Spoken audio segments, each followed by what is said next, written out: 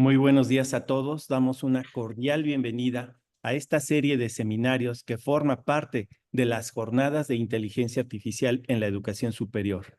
El día de hoy contamos con un tema también que tiene que ver no necesariamente con las ingenierías, las ciencias exactas, sino esa parte que nos interesa mucho, las ciencias sociales. Justamente el día de hoy nuestra conferencia se llama Aproximaciones a la inteligencia artificial desde la antropología. Es una visión, es una perspectiva distinta y además muy necesaria.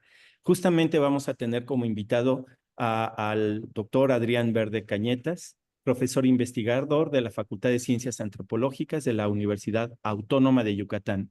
Y justamente platicando tras bambalinas, comentábamos esa gran oportunidad que tenemos de platicar sobre la temática desde esta perspectiva que es distinta para los que estamos metidos en las ingenierías, en los sistemas y de cómo esa centralización hacia las tecnologías, ¿sabes? No es nada bueno, al contrario, tenemos que voltear a la parte humana, debemos centrar en las personas estos esfuerzos. Y es por eso que el día de hoy pues voy a pasar la voz para que nuestra coordinadora del grupo de inteligencia artificial en la educación superior, la doctora Carmen Díaz Novelo, en adelante nos presente esa ruta de vida de nuestro invitado especial y además que aprovechemos este espacio justamente para poder convivir, para intercambiar. Como lo decíamos hace un momento, plantear ese sueño que se ha tenido en vidas pasadas, si así le podemos llamar, y que el día de hoy ya es una realidad. Esa realidad que el día de hoy podemos convivir, que podemos compartir y que seguramente tiene mucho que ver con nosotros. Pues le dejo la palabra, doctora Carmen, para que en adelante demos rienda a este gran espacio y sobre todo a este gran momento. Muchas gracias, maestro José Luis Ponce. Pues de verdad, gracias también a todos los que hoy nos acompañan en este segundo día de jornada. El día de ayer realmente fue extraordinaria las reflexiones que escuchamos por parte de nuestros invitados. Y el día de hoy, pues también tenemos al maestro Adrián Verde como invitado. Y me voy a permitir leer brevemente parte, ¿no? de muchas de las cosas que el maestro Adrián ha realizado. Estudió la licenciatura en Ciencias Antropológicas con especialidad en Antropología Social y una maestría en Innovación Educativa del Padrón de Excelencia Académica CONACYT. Ambos estudios por la Universidad Autónoma de Yucatán. Desde su formación hasta su egreso, incursionó en múltiples trabajos relacionados con el ramo turístico. Obtiene su licencia federal de guía de turistas, trabaja en Hacienda Catanchel, diversos hoteles y restaurantes, hasta que en octubre de 1997 ingresa a la empresa Online Soft Inc. como traductor de inglés-español hasta llegar a ser gerente general. Un par de años más tarde alcanza la misma posición en la enciclopedia.com, ambas empresas transnacionales de desarrollo de software y programas multimedia.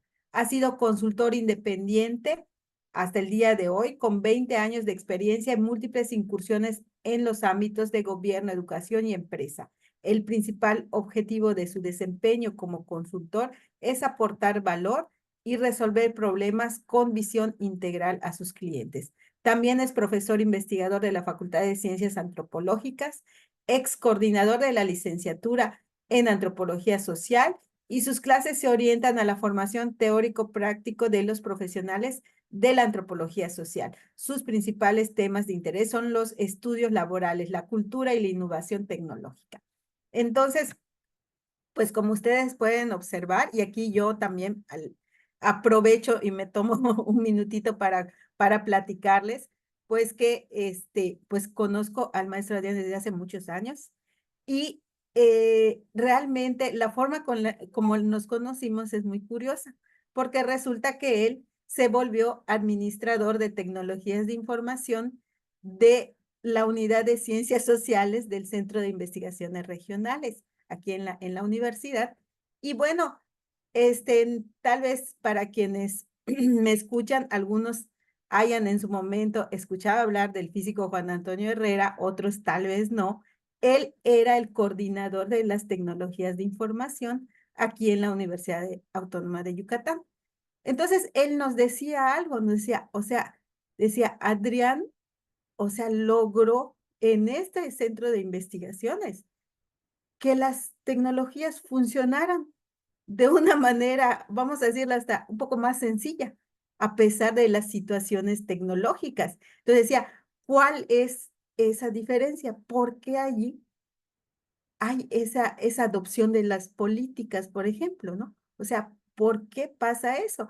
Y empezábamos a reflexionar, y esto que les digo ya tiene más de 20 años, empezábamos a reflexionar, bueno, pues es que él les habla en un lenguaje en el cual le entienden a eso que él expresa de la tecnología y a lo mejor a nosotros no nos entienden. Y entonces, él ha sido un maestro para nosotros, en resumen. Así que, pues muchísimas gracias, Adrián, y te cedo la palabra porque pues estamos realmente ahorita muy, pues ansiosos de escuchar tu presentación.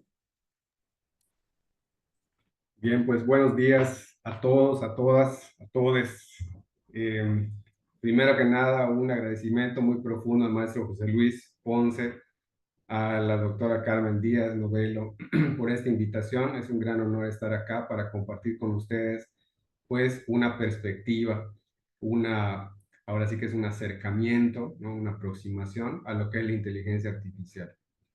Entonces, sin más preámbulo, pues me voy a dar a la tarea de contar este recorrido, ¿no?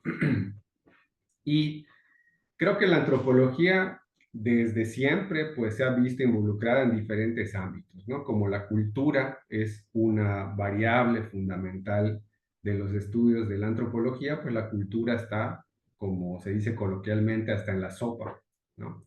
Hablamos de cultura vial, hablamos de cultura informática, de cultura educativa, y casi siempre en estos ámbitos donde se habla de cultura, pues lo que se ha visto en los últimos 10 años es que a veces hay una carencia del profesional de la antropología en esos ámbitos, ¿no? Pero eso pues trastoca más la cuestión del mundo laboral y quizás en esta charla también ayude para entender qué tanto pudiera ser un antropólogo en este ambiente de tecnología, ¿no?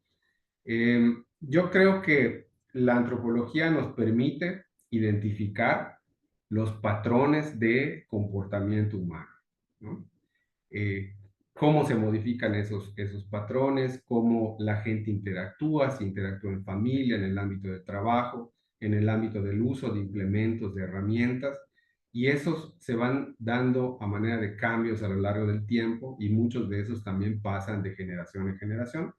Por lo tanto, yo creo que tenemos ahí una posibilidad bastante interesante de participar en diferentes ambientes, aunque por mucho tiempo, pues estos estudios se centraron más que nada en los grupos indígenas, por una tradición de la antropología mexicana, ¿no? Pero hoy prácticamente está la antropología en todos los ámbitos. Por lo tanto, yo creo que hay que partir de un primer acercamiento a esa diversidad cultural. Y cuando hablamos de diversidad cultural, sería importante también decir que esta interacción que tenemos hoy con la tecnología es personalísima. Es decir, estamos al frente de una computadora, estamos usando una tableta, estamos consultando el teléfono, tenemos mensajería instantánea.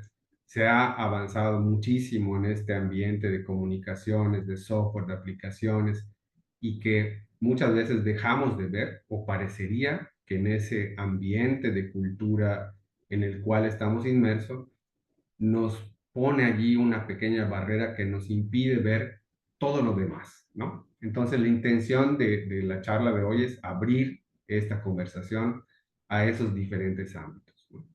Y esta imagen es una referencia nada más para ver que, pues, obviamente acá vemos colores, vemos Todavía no lo formas. vemos, Adrián. No vemos la diapositiva. No, A ver, ahora sí.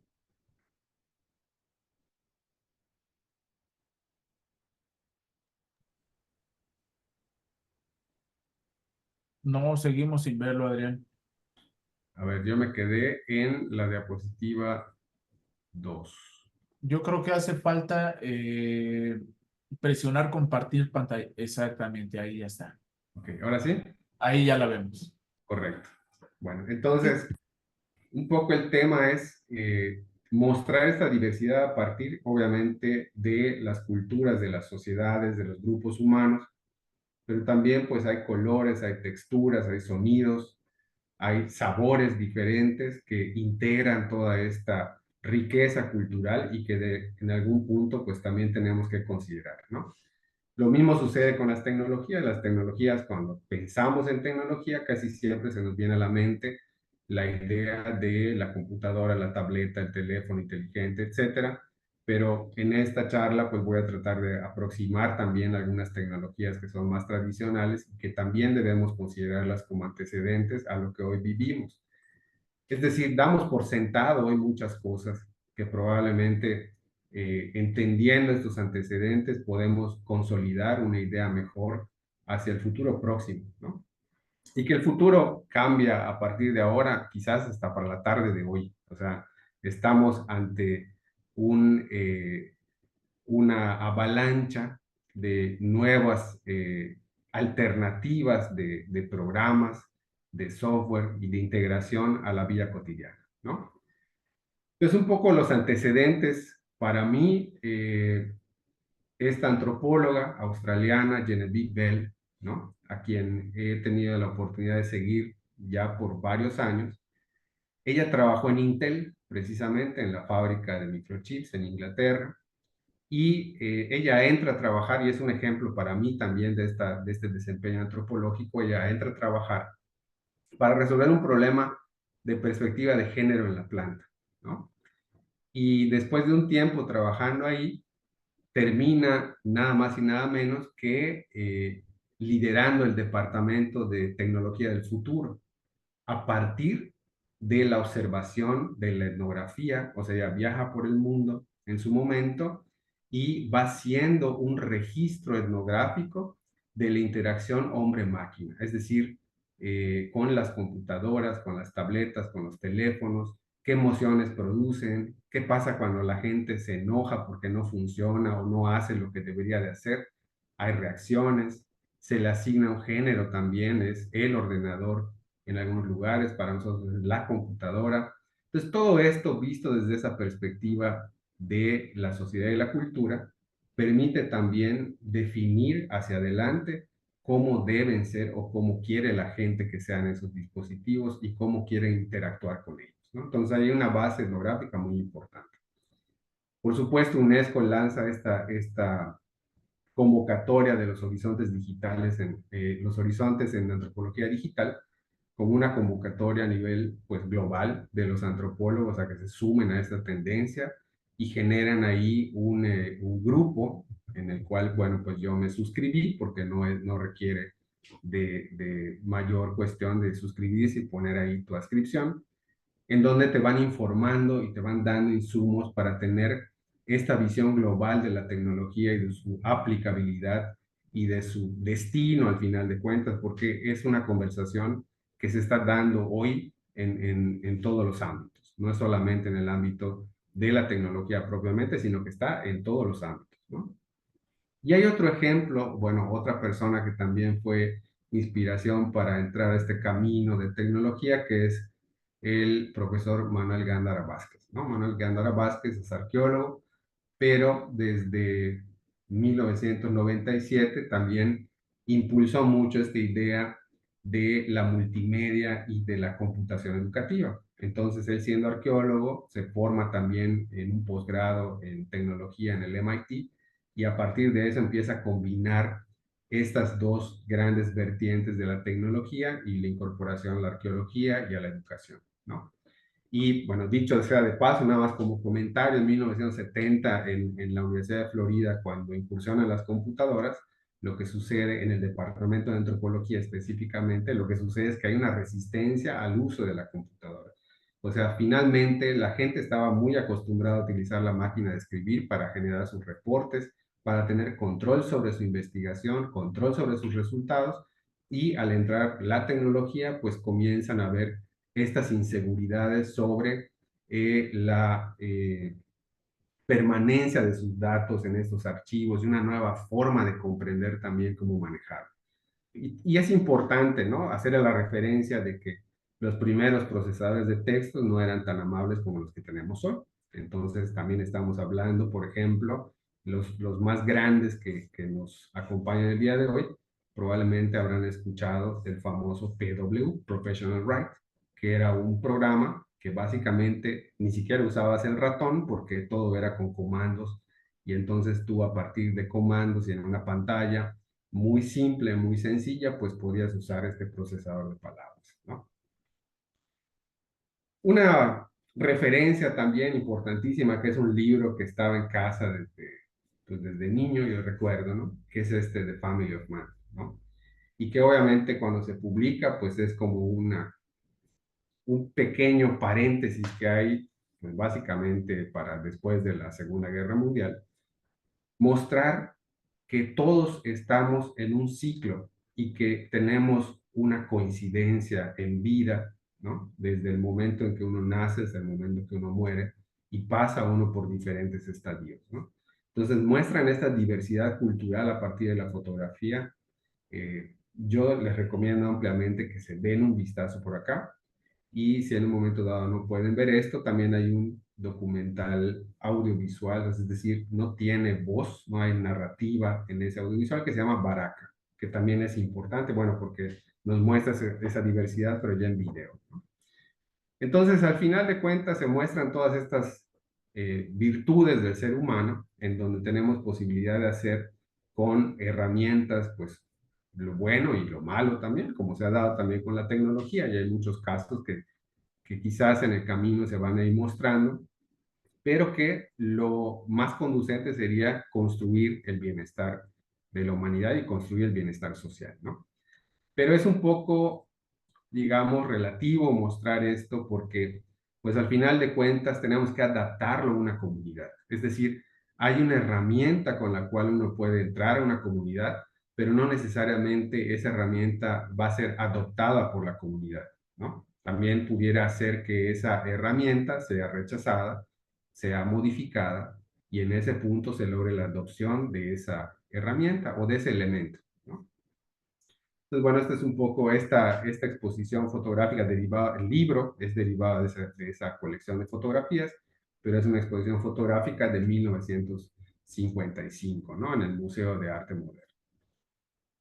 No podemos olvidar que en esta sesión a lo mejor estamos algunas personas, pero que definitivamente somos millones de personas que estamos coincidiendo en este mundo, en este momento, ¿no? O sea, mientras estamos acá, en los hospitales están naciendo personas, hay gente que está en sus últimos momentos también, y son simultáneos. O sea, no podemos aislar, digamos, en esta conversación sobre tecnología, que estamos conviviendo y perviviendo diferentes generaciones en este momento. Y es por eso que me parece que la antropología, por eso hablaba de una aproximación a la inteligencia artificial, porque probablemente cuando se habla de la funcionalidad de estas aplicaciones, de esta manera de incorporar la inteligencia artificial a la sociedad, probablemente el discurso, el mensaje esté enfocado hacia un grupo de personas con ciertas características de edad, ¿no? Y a veces hay que hablar de diferente manera para diferentes audiencias.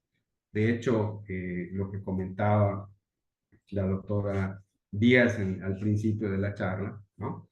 A veces creo que es complicado tratar de darse a entender, porque hay muchas terminologías técnicas. Cuando tú hablas, por ejemplo, con los que están trabajando en tecnologías, pues hay muchos términos que a veces se entienden porque están hablando el mismo lenguaje entre ellos, pero otras personas no lo entienden, ¿no? Es como cuando tienes que tratar, por ejemplo, con el grupo de emprendedores, que para mí es otra tribu bastante diferente, pero que manejan una terminología que entienden entre ellos, pero yo me quedo asombrado de escuchar esas conversaciones entre ellos, ¿no?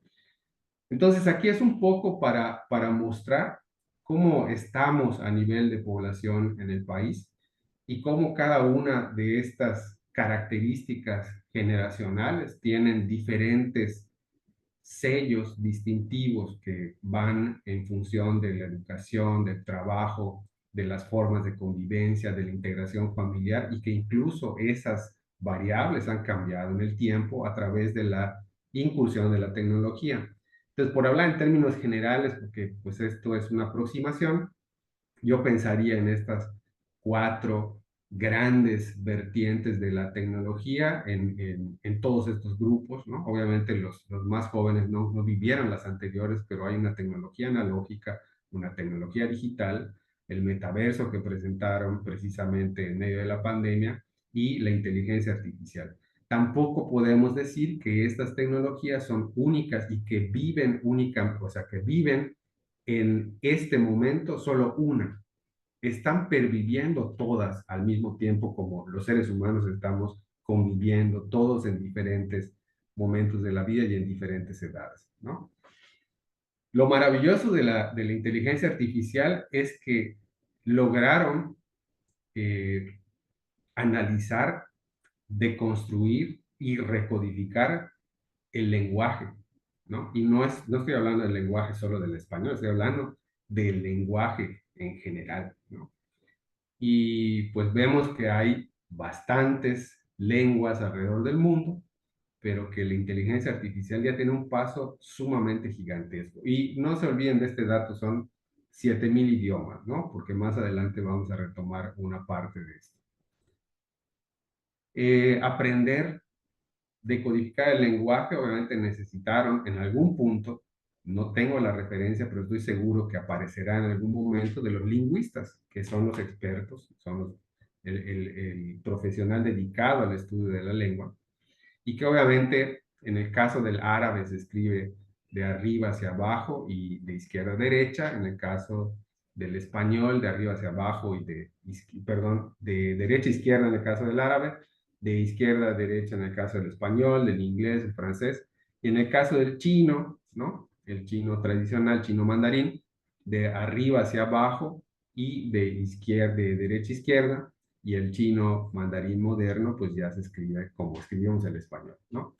Pues todo esto, cuando pensamos en la tecnología y vemos nuestro Word, por decirlo de alguna manera, pues vemos las instrucciones y los comandos en español y vamos desplegando, pero el Word también lo puedes poner en árabe y lo vas a ver en árabe, ¿no? No se los recomiendo porque después es un problema regresar a la versión en español porque es un idioma desconocido, entonces para no entrar en detalles con eso, pero al menos tener esa experiencia de ver diferentes maneras de articular el lenguaje.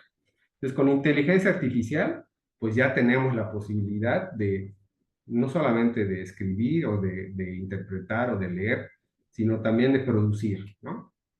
Lo que tenemos en la pantalla del lado izquierdo, pues es un lenguaje de señas de los bosquimanos del Kalahari en África, y que obviamente ese lenguaje ayuda a los procesos de cacería, porque para poder comunicarse sin hacer ruidos y no espantar a la presa, tienen una serie de ademanes con los cuales representan a los animales que están a la vista, ¿no? Y en el otro lado, del lado derecho de la pantalla, pues vemos ahí una aplicación que ayudará al tema de la lengua de señas, que también es muy importante cuando hablamos de la inclusión de las tecnologías, pues también tenemos que pensar en esto, ¿no? Y en términos de la educación, me parece que, pues, en general los profesores probablemente no tenemos todos, quizás algunos, herramientas para este tema de la inclusión, con una persona con disminución visual, con disminución sonora.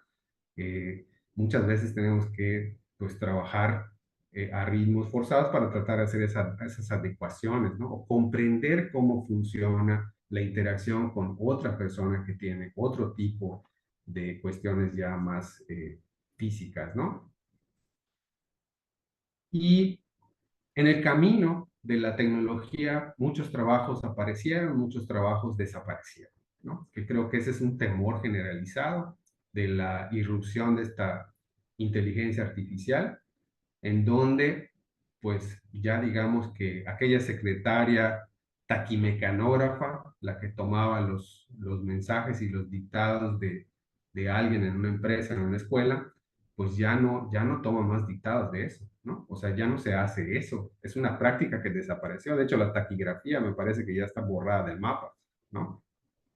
Y aquí, bueno, en la ciudad, pues leyendo también la ciudad y tratando de detectar estas cosas, me parece interesante que en esta casa que pues está cerrada, esté este letrero de trabajos de mecanografía, ¿no? O sea, había alguien que podías llevarle tus notas y te las pasaba a máquina de escribir. Eso también, de hecho, la máquina de escribir no ha desaparecido, pero pues ya la tenemos integrada a la computadora y lo más padre es que podemos borrar, quitar, copiar, pegar, cambiar, integrar imágenes, etcétera, cosa que antes los que también usaron la máquina de escribir como su servidor, pues tenían que usar o corrector o los papelitos aquellos para corregir, que, de una marca que era Cores, ¿no? Que era una maravilla, y bueno, que si escribías algo mal, no había forma de borrar un párrafo, tenías que reescribir la hoja, ¿no? Entonces, en términos de productividad, la tecnología pues nos ayudó muchísimo a tener un mejor control, una mejor interacción con las ideas y que queremos plasmar en un papel, ¿no? Y quiero referirme a un ejemplo en específico, ¿no? Solamente, o sea, un ejemplo de muchas cosas, ¿no? Hay una empresa alemana que creó desde hace más o menos 2 décadas un programa que se llama Transcript, que se llama F4, y le pusieron F4 porque funciona con la tecla F4.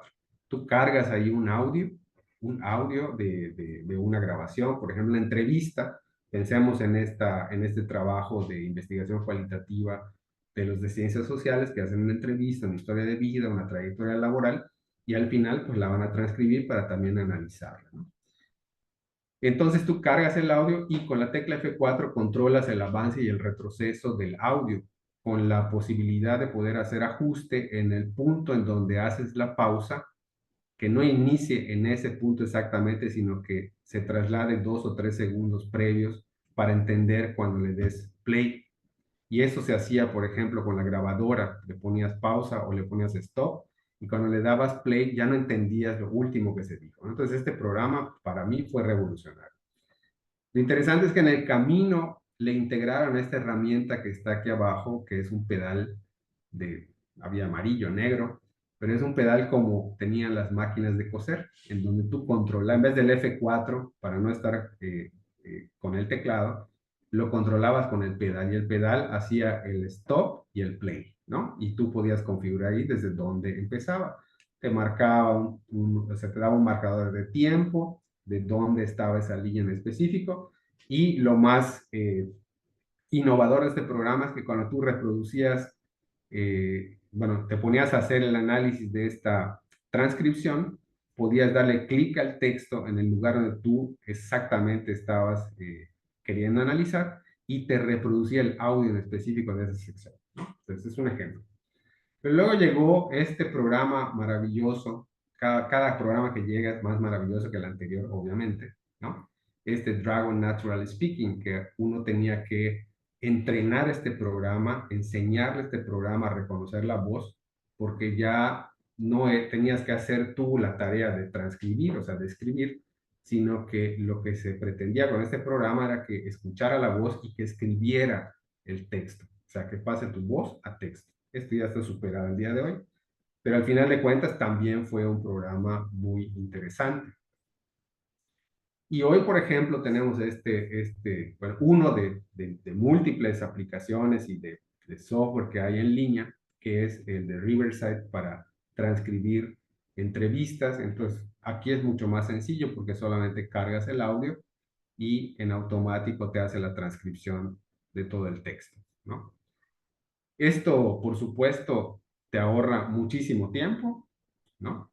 Puedes invertir ese tiempo en mejorar o quizás eh, integrar un análisis todavía más concienzudo de tus datos, pero lo más interesante para mí es que hablamos en una lámina de los 7000 idiomas, pero esta herramienta al menos ya integra más de 100 idiomas en su plataforma para hacer la transcripción. Y entonces esto pues ya va que vuela el tema de la interacción con las entrevistas y con en esta posibilidad de hacer la transcripción de estas herramientas que son fundamentales para la investigación en sociales, ¿no?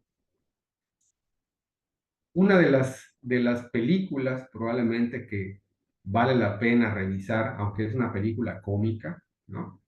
Pero que tiene un componente muy importante y precisamente es de un grupo de África, precisamente los bosquimanos, en donde esta innovación tecnológica se da no por contacto, sino que pues es básicamente esta cuestión de la botella de Coca-Cola y de cómo al haber un elemento tecnológico, si lo podemos considerar así, la gente le busca el uso y la aplicabilidad de ese elemento. Entonces lo usan para generar música, lo usan para lavar la ropa, lo usan para moler los alimentos, porque pues en ese contexto era lo más duro que tenían a la mano, porque están en el desierto del Kalahari, y entonces pues ese elemento era muy importante, pero también ese elemento genera crisis en el grupo, ¿no? No tenían leyes, no tenían horarios, no tenían una agenda, no tenían un itinerario,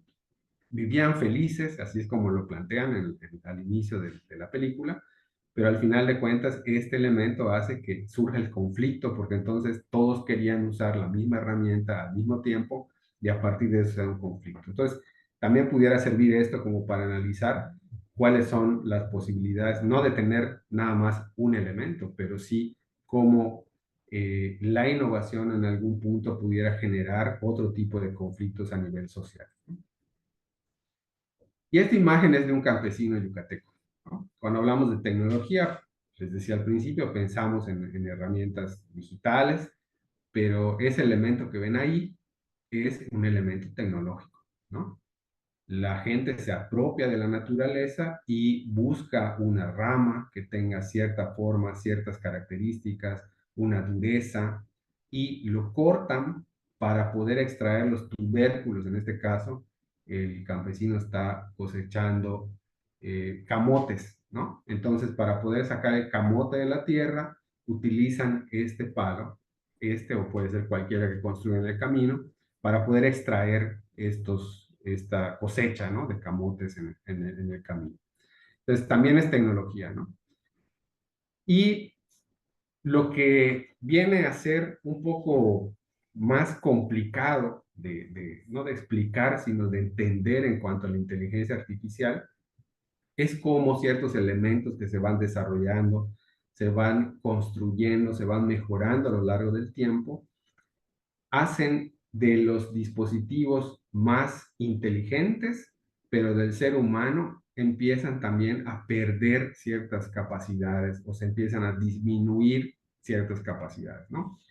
Y por ejemplo, el Chusuan, que es el ábaco chino, que ya está reconocido por UNESCO y es un elemento que tiene pues ya prácticamente más de 5.000 años, ¿no? Ayuda al desarrollo cognitivo de la gente, ayuda a la retención de memoria, ayuda a la operación matemática, y son procesos mentales que están ahí, pasa de generación en generación. Se tienen muchos elementos que ayudaron o coadyuvaron a preservar esta quizás agilidad mental, si le queremos llamar así, ¿no? Posteriormente vino la Pascalina, precisamente de Pascal, y tuvo ya unas modificaciones y pues es una máquina aritmética para poder hacer sumas y restas, y había una serie de procedimientos que implementar en ese proceso, ¿no? La primera computadora electrónica, y llegamos a los 70s prácticamente con las calculadoras y de ahí lo que siga, ¿no? Y ahorita la calculadora, pues independientemente, como muchos de ustedes a lo mejor todavía tienen una calculadora a la mano porque seguimos usando de manera indistinta los elementos, hay personas que ya no usan la calculadora porque simplemente recurren al celular. El celular ha integrado muchos dispositivos tecnológicos, ya no hay que cargar una cámara de video, una cámara fotográfica, una grabadora reportera, una calculadora, una agenda, todo ya está integrado ahí. Entonces, realmente el celular hoy por hoy, pues es el elemento que podríamos decir como que el que tiene más inteligencia en términos de tecnología incorporado a ese dispositivo, ¿no? Y luego se incorporó también al reloj, que ese modelo de reloj creo que para muchos que deben de estar a lo mejor entre los 45 y los 65, 60 años, probablemente conocieron, y fue en términos de tecnología, lo que se conoce como un objeto de deseo, ¿no? O sea, es algo que está ahí, que uno quiere, probablemente no tienes el acceso por una cuestión económica. Eso también es importante porque la tecnología de primera mano, de primera generación, nunca es tan accesible, ¿no? Siempre viene con precios elevados y después de un tiempo se va normalizando esa tecnología y el precio se va haciendo accesible. Entonces, en ese sentido, la inteligencia artificial muestra una democratización porque hay un espacio abierto en el cual tú puedes acceder a esta tecnología de manera gratuita, pero si quieres tener las funcionalidades y la potencialidad total de esas herramientas, hay que pagar, ¿no? Entonces ahí también van cambiando las cosas. Y pues sería recomendable, ¿no? Como esta aproximación, pudieran haber varias aproximaciones. No estoy haciendo una aproximación de muchas que pudieran darse. Pero cuando pensamos en los robots, ¿no? Que es como que una de estas construcciones en donde está incorporada la tecnología, ¿no? Ya la computadora o procesos que se van dando, pues hay antecedentes bastante lejanos en el tiempo, ¿no? O sea, esta, esta palabra, ¿no? Que está enfocada a la servidumbre o a los trabajos forzados, que normalmente no la conceptualizamos, ni siquiera pasamos por ese momento de pensar que un robot está pensado para eso. O sea, bueno, es decir, en la concepción misma del término estaba pensado para eso, ¿no? Entonces, vamos a ver cómo esta idea del robot atraviesa no solamente el teatro, el cine, eh, la música, y que obviamente eso permite la socialización de las ideas a nivel global, ¿no? Cada quien tendrá una idea distinta de robot. Es como cuando pensamos que cada quien tiene una idea distinta de una bicicleta, de una casa, ¿no? Y sin embargo, la inteligencia artificial trata de recopilar todas estas formas diferentes para poder identificar y poder plasmar en un archivo digital una idea de algo que uno le solicita, ¿no? Ya hablaron en otras sesiones del prompt, que es básicamente una instrucción que se le da a la computadora, que se le da a ese software, ¿no? Para que te entregue algo. O sea, tú le pides algo y de la forma como lo pidas te va a entregar algo, ¿no? Y creo que los ejemplos pues quise poner, hay muchísimos ejemplos y realmente lo que estoy poniendo es una selección así muy, muy breve, ¿no? Pero que están inmersos en generaciones, en el imaginario, en las formas de socialización, en las formas del juego infantil, ¿no? Y esta idea del humanoide, de la cercanía de un robot con una persona, también ha ayudado mucho en términos de consolidar una idea de lo que se espera de un robot, ¿no? Aunque en realidad los robots existen desde hace muchos años y puede consistir solamente en un brazo mecánico que ponga puntos de soldadura con una precisión milimétrica, ¿no? En el caso de la industria automotriz, por ejemplo, se ha dado mucho esta situación de los robots, pero que no los considere, esos como que no se consideran robots, o sea, esta asociación entre los rasgos humanoides de una construcción que no solamente ejecuta acciones, sino que también probablemente piensa, o sea, ya toma decisiones, pero también eso en el tiempo ha ido cambiando, ¿no? Eh, pues este es uno de los elementos quizás más tempranos que aparecen en video. Todos estos los pueden consultar en YouTube también, ¿no? Hoy sería un robot impresentable electro porque además fuma y entonces fumar ya no es una de las eh, actividades culturalmente aceptadas, ¿no? Y sí fue al principio de la televisión, por ejemplo, los presentadores salían fumando, en el cine había muchas referencias a la cuestión de fumar, y este robot, pues como hay una imagen y semejanza con el ser humano, pues fumaba, ¿no? Entonces lo presentan de esa manera. Casi siempre vamos a ver esas presentaciones de los elementos en donde está, o ya sea el creador de la idea o el que presenta el producto, en este caso un robot, que le hace preguntas y responde. Y eso lo vamos, esa es una constante que vemos a lo largo del tiempo, ¿no? Un año después le agregan a su perro, ¿no? A su acompañante y eso pues también empieza a ser interesante porque vemos a otros animales, ¿no? Que también ya van a jugar parte de esta idea de que hay tareas en específico que pudieran hacer, formas mecanizadas a través de la mimetización de los animales, ¿no? Pero el término, por ejemplo, de la inteligencia artificial y de lo que se va construyendo, pues ya data de 1950, ¿no? También es importante mencionar que aparejado con esta idea del desarrollo tecnológico de la inteligencia artificial, que no es algo reciente, es algo que se viene cocinando desde hace muchos años atrás, ¿no?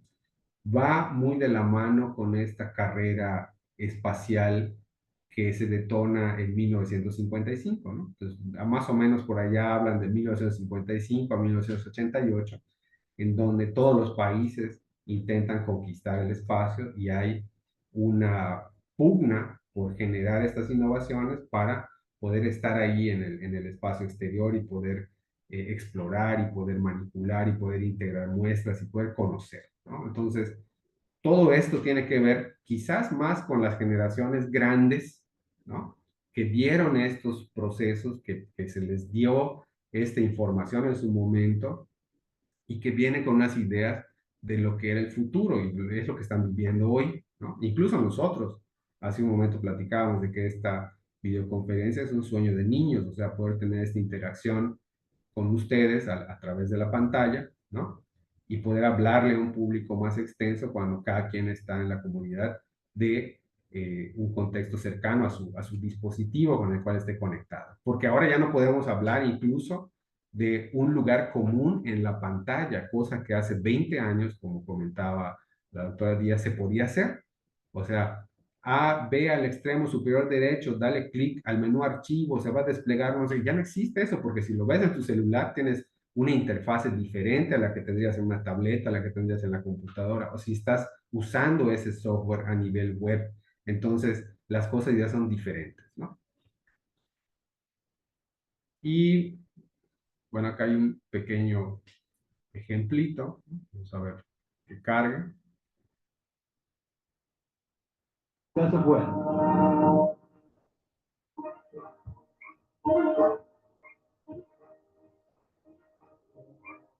Men, if you want a household help who won't nag, gossip, or rifle your wallet, why not let Robert the Robo walk over your threshold? He does everything but talk, while a woman, invented by Bernard Smith of Camberwell, Melbourne, is 6 feet tall and pours the tea with the grace of a duchess. His weight, if you must know, is 1/4 of a ton, and dieting won't help. Inside, he has 13 electric motors and 200 yards of wiring, and he'll do your bidding if you press the right button in the remote control. Bring the child in, show the data, and then swing it to sleep. Certainly, boss. Robert can go forward or backward, to the right or left, or just stand still. He can lift a couple of 100 pounds, but never throws rolling pins or back answers.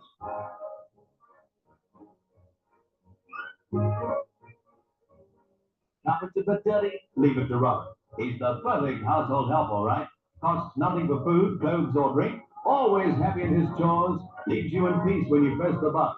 Yes, he's got everything. Absolutely everything. Robert, don't you dare wink, you forward little robo, you.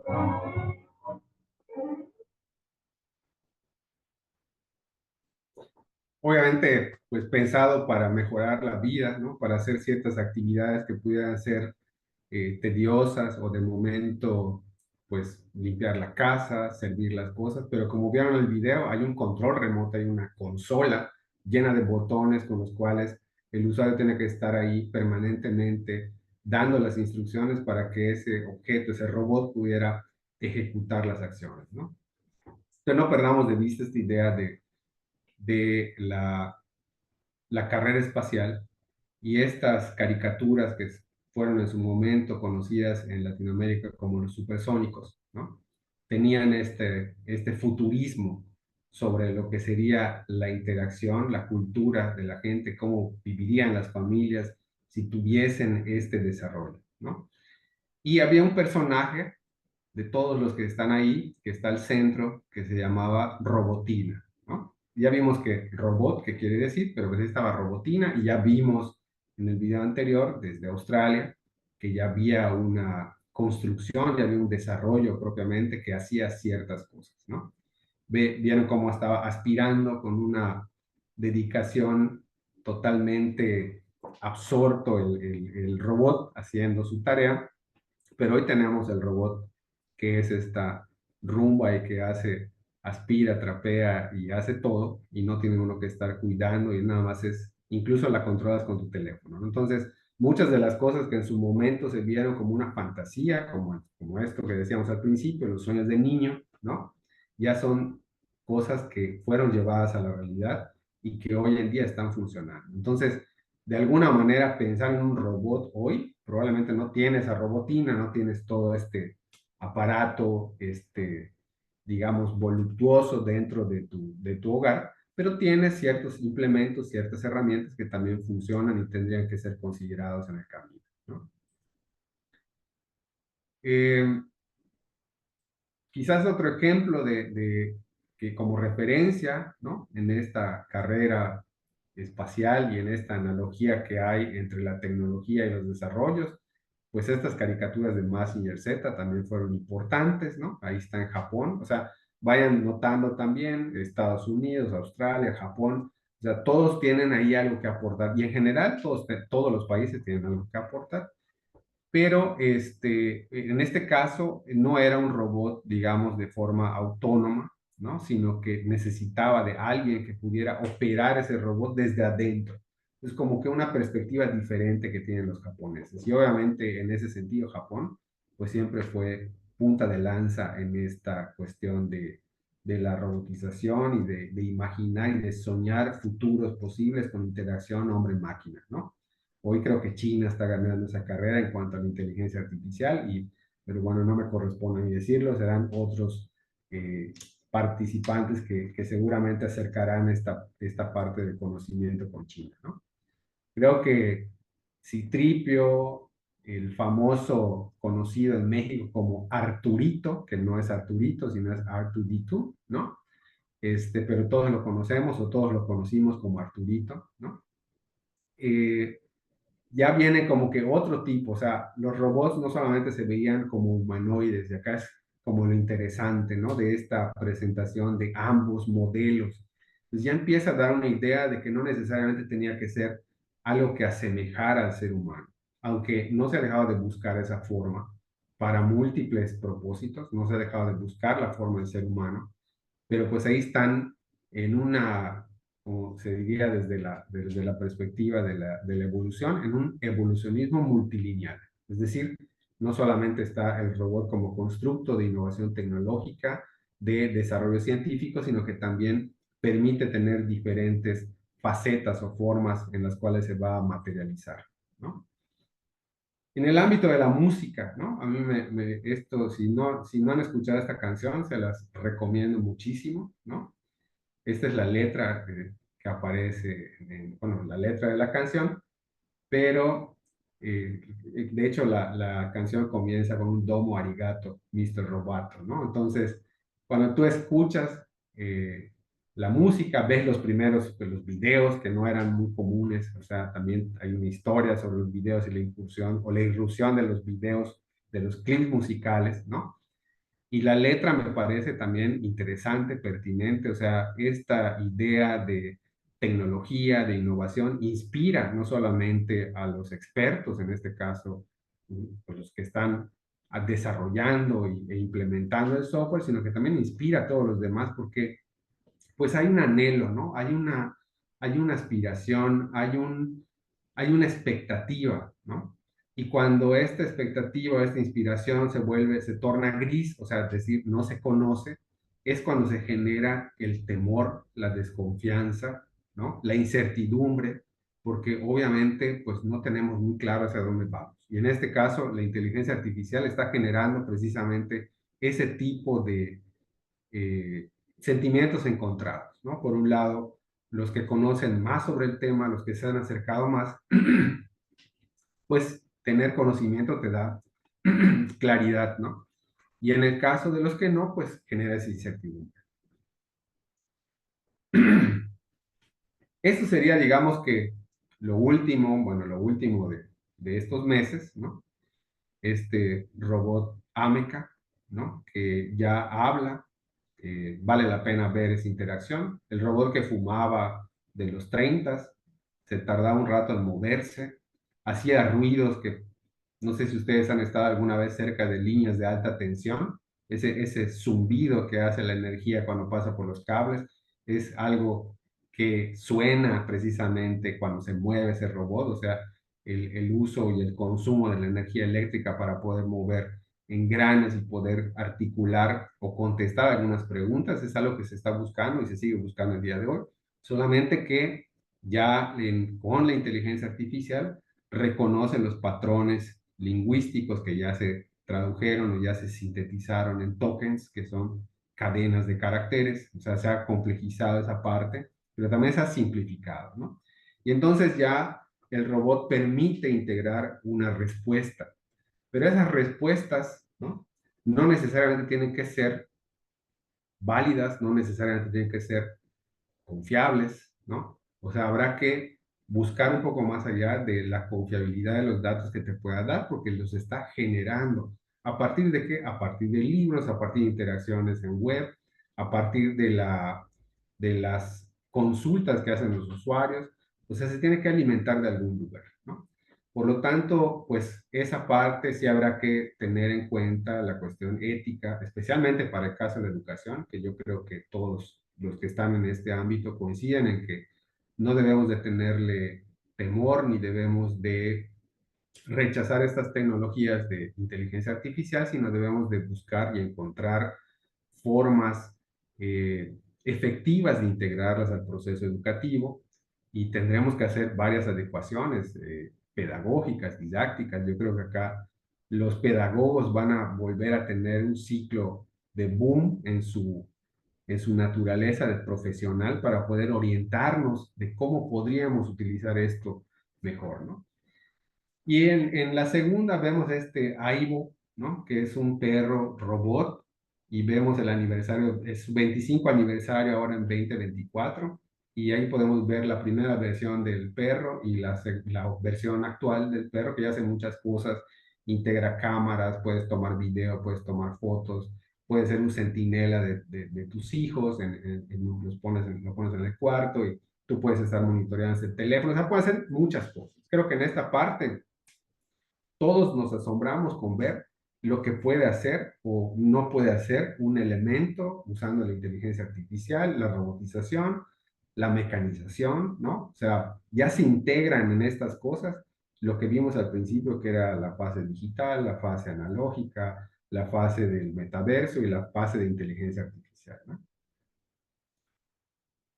Y aquí, pues, vamos a entrar un poquito más en esta parte de los patrones de cultura y cómo nos cambia la vida, ¿no? Cómo nos cambia la vida. Aquí vemos a Cassius Clay, Muhammad Ali, el boxeador famosísimo, ¿no? Joven, con un estéreo, un carrazo, primero, antes que nada, hablar del carro, pero tiene un estéreo que reproduce discos de vinil, ¿no?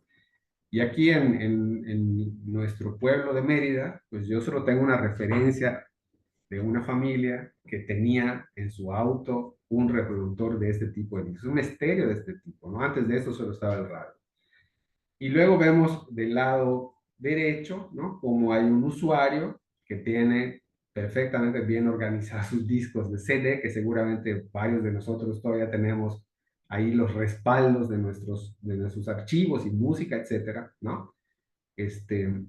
Y que bueno, va modificándose en el tiempo, qué es lo que uno tiene. Y hablar de innovación y hablar de cultura también es hablar de la materialidad de las cosas, ¿no? Los arqueólogos, por ejemplo, cuando hablan de innovación tecnológica, pues a lo mejor están hablando de herramientas y cómo esas herramientas se modifican en el tiempo. Y nosotros podemos hacer esa analogía también de lo que conserva. Hoy si compras un auto ya no viene con reproductor de CD, por ejemplo, ¿no? Ya viene con otras funcionalidades porque esos dispositivos ya salieron del mercado. O sea, su ciclo ya se completó y salieron del mercado. Lo interesante es que todavía tenemos una sorpresa de que algunos elementos pudieran resurgir en el tiempo, como el caso del disco de vinil, ¿no? Que ahora resurge y que pues mucha gente tenía sus discos de vinil, ya no supo qué hacer con ellos, los regaló, los desechó, los tornamesas, las consolas se perdieron en el tiempo, algunos todavía las conservan como un objeto ornamental, pero hoy resurgen con mucha fuerza por una cuestión de selectividad humana en cuanto al disfrute de la música, ¿no? O sea, la cuestión auditiva, ¿no? El famoso pop y el hiss, que son esos elementos sonoros que distinguen al vinil cuando se reproducen a través de la aguja, pues genera una experiencia diferente, ¿no? No es lo mismo que escucharlo en un MP3 o que escucharlo en línea, ¿no? De entrada, hay una cuestión de la posesión de las cosas que es importante también apuntalar aquí, ¿no? Tú podías comprar el disco y lo tenías a tu disponibilidad 24/7 en tu casa, solamente tenías que reproducirlo, ¿no? Hoy pagas una suscripción y tienes acceso 24/7, si tienes internet y si tienes energía eléctrica. También, en el caso de la reproducción de un disco de vinil, se necesita la energía eléctrica, ¿no? Pero hoy ya estamos más sujetos a estas cuestiones. Ya no eres propietario tú de esos elementos, ¿no? Y ahí sí es importante como que ir notando estos cambios que son fundamentales para la convivencia humana, ¿no? Creo que la gente vivió estos cambios, ¿no? O sea, muchos de los que ya son adultos hoy vivieron el cambio del control remoto, ¿no? Y a lo mejor los que ya estamos de 50 para arriba nos tocó todavía pararse para ir a cambiar el canal de la televisión, o sea, es decir, tenía una especie de selector, tenía un selector en el cual tú podías cambiar el televisor y habían aproximadamente 6, 7 canales máximo en la barra de programación. No habían 786 canales como el día de hoy, o 1500 si tienes acceso a una televisión mundial. Y entonces, pues era algo muy, muy determinado, ¿no? El control remoto realmente no era tan necesario conforme se va desarrollando el tema de las telecomunicaciones y la televisión, se van incorporando nuevas bandas que usan ese espacio para poder transmitir. Y entonces ahora pues con el control remoto y ni siquiera estamos contando los canales digitales que no pasan por el mismo tipo de industria, sino que ya se ven. Por ejemplo, las pantallas Samsung ya vienen integradas con un repertorio de canales propios, ¿no? En donde la gratuidad del acceso a esa programación, a esos programas, etcétera, pues hoy se ve bondadoso, ¿no? Es gratis, tienes el acceso, pero sabemos que el día de mañana se incorporará publicidad a esos canales también. Entonces, pues ahí viene una cuestión del consumo, ¿no? El almacenamiento siempre ha sido también un reto para la tecnología, ¿no? O sea, ¿dónde ponemos esa información?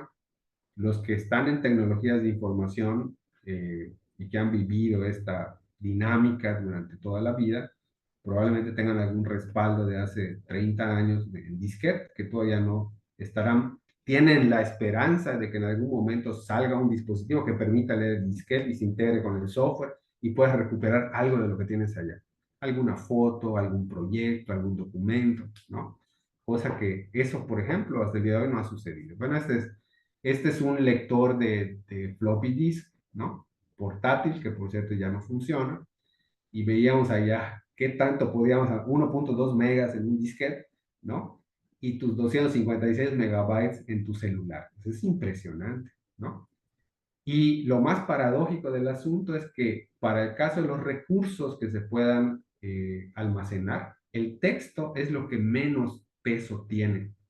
En un bloc de notas, en un archivo TXT, puede contener hasta 100 páginas de texto de Word, para que tengan una idea, ¿no? De lo poderoso que puede ser un TXT.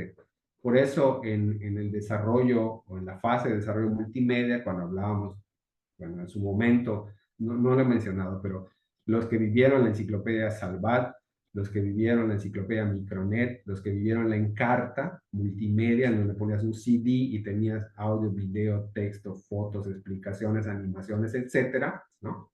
Pues lo más pesado era todo lo demás menos el texto, ¿no? O sea que el texto ahí, la información, es lo que menos pesa, ¿no? Y a un lado vemos cómo también se incorporaron esas tecnologías de cómputo al entretenimiento, porque es un teclado, es un órgano ¿no? Es un teclado, pero podías grabar la secuencia de sonido en el floppy disk, y ven allá la montaña de floppy disk. Este personaje con el teclado existe y sigue funcionando y conserva todavía su teclado, ¿no? La cosa va a ser cuando muera ese teclado, cuando ya no haya reparación de ese teclado, tendrá seguramente que cambiar un secuenciador, porque ya ni siquiera es una interfaz MIDI, ya no es, ya mucha de esa tecnología ya falleció, ¿no? O sea, ya es parte del pasado. Y los ejemplos cercanos con respecto a la tecnología los tenemos todos los días a nuestro alrededor. Y por eso es importante también abrir la perspectiva a la cultura, ¿no? Que esto es lo que nos da la antropología, hacer observación en nuestro entorno inmediato nos ayuda también a comprender. En la fotografía de la parte superior vemos dos generaciones de tecnología aplicadas a el control de asistencia de un centro laboral, ¿no? El primero es un reloj checador que se poncha la tarjeta, hay un botón negro sobre ese reloj que se oprime y esa tarjeta amarilla se pone en una ranura para que te imprima, te estampe el sello de la hora y de la hora de entrada y la hora de salida, ¿no? En medio de eso hay un lector de huellas digitales que se ven una serie de cables ahí, de canaletas que están colocadas, que van hacia arriba y hacia abajo, ¿no? Hay un nodo de red también, como pueden observar los colegas de tecnologías, ¿no? Entonces se conecta una computadora en donde va registrando entradas y salidas. Y lo que vemos en la parte inferior, que es como que una de las innovaciones más recientes, que es el lector óptico para checar tarjeta. ¿Por qué el lector óptico? ¿Por qué el lector de huella digital? ¿No?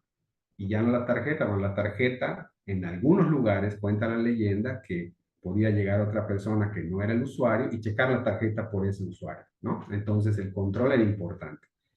Con la huella digital y con la lectura de retina, pues ya es imposible prácticamente que alguien llegue con tu huella, ¿no? Aunque lo veamos en las películas que sí existe esa posibilidad, ¿no?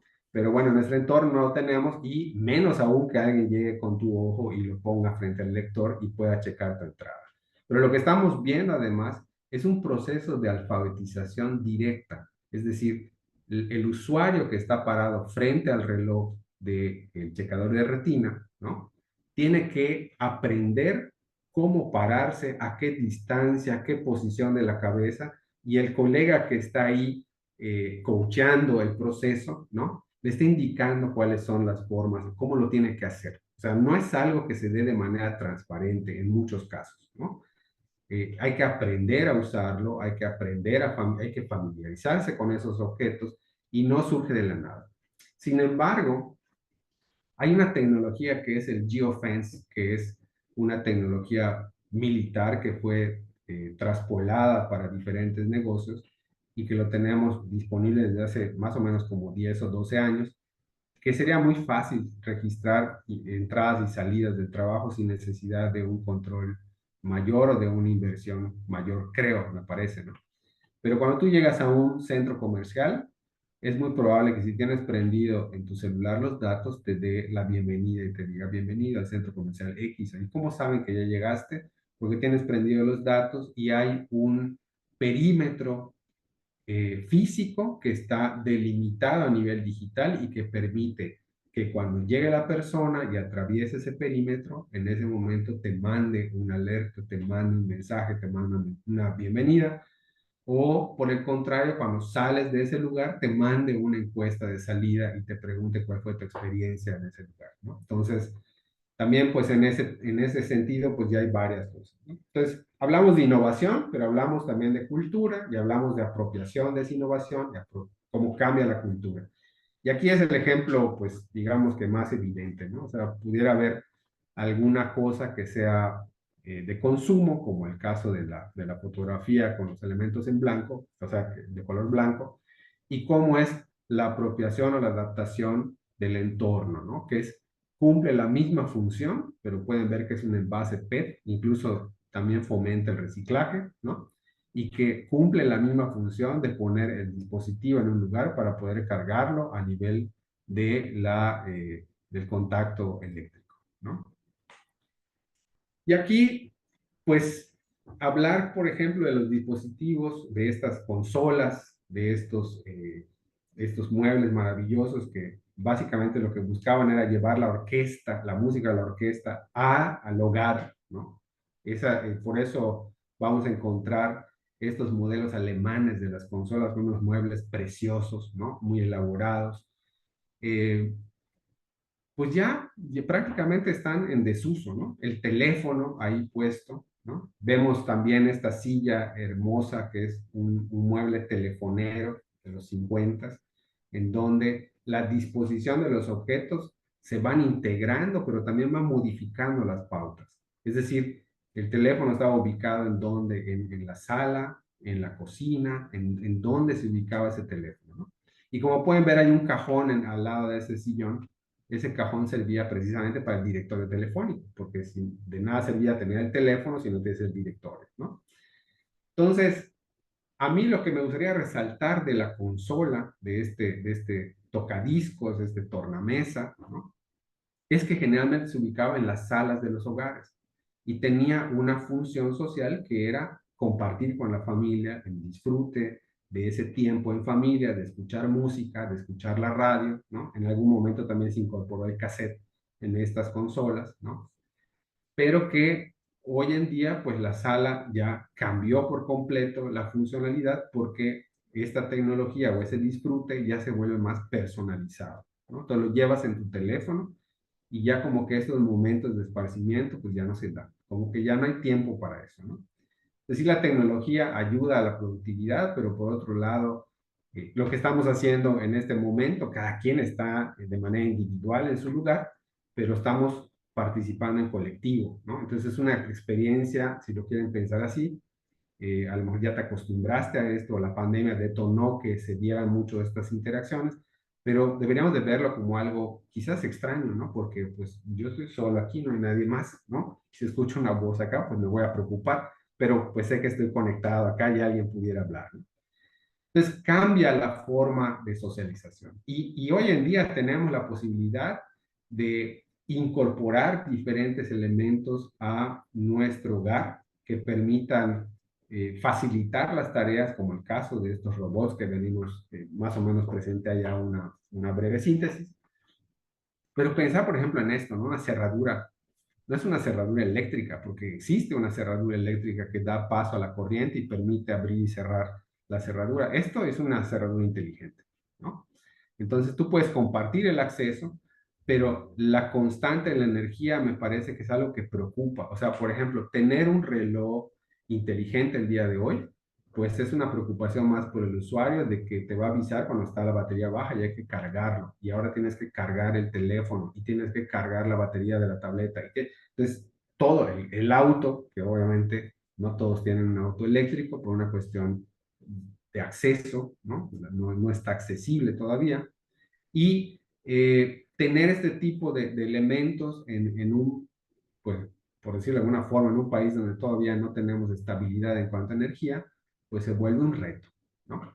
Aunque también es interesante que dentro de nuestro mismo país vemos que muchas ciudades se han gentrificado, ¿no? Que tenemos ahora personas de todo el mundo que vienen a tener una segunda residencia o una residencia temporal, en donde sí podemos observar estas y muchos más elementos tecnológicos conectados a estas casas, ¿no?